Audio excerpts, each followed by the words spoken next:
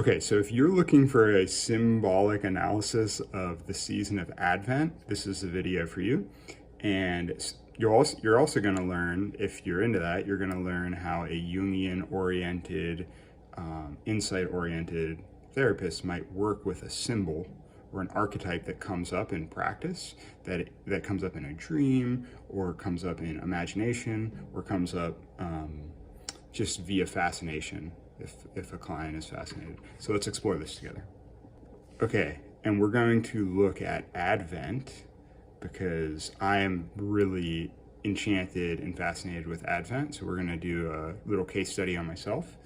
And so step one is context. So what is it? What do I associate with Advent, and what's the context for me on why it's so fascinating? And the context for me is in my work in therapy. So I work in addiction, right? And that's a specialty for me. And what I noticed is Advent is a very powerful idea. The themes behind Advent, the waiting in the darkness specifically. So it's the darkest time of the year, and you're waiting for the light to be born, which symbolically represents the turning of the light around. Like during the solstice, it starts to get lighter each day. And this idea really moves me, actually, because I notice that in my work, because of stigma, people often come into therapy, into addiction recovery at a low point and in a period of darkness. And it can be quite difficult at the beginning. And there's a lot of waiting. And I find myself trying to be caring and patient as we're unraveling. And sometimes it can be really scary, and sometimes it can be really frustrating. And I'm trying to hold this kind of faith that the light is coming soon, and that if we can be patient, the light is coming.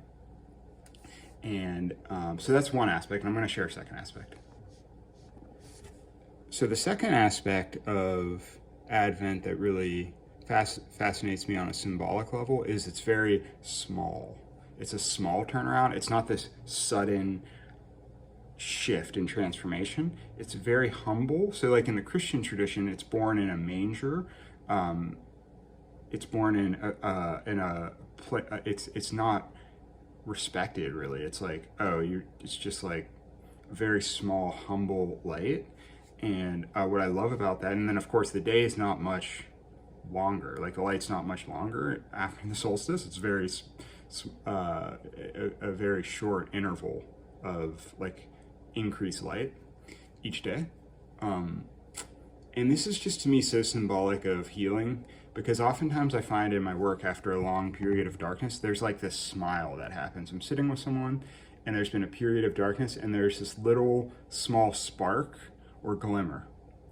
And I'm like, that is very sacred. What is that? What's going on right now for you? And we start from this very small beginning, and that seed grows if we tend to it, when we tend to it. And so these are reasons that Advent is very meaningful and symbolic to me. And so now we'll look at how we might amplify. In the Jungian tradition, we will amplify a symbol and really explore it. So stick around for the table. I've made a table, and I will share a table with you now. Okay, so I've made this table. So I did a lot of reading on this.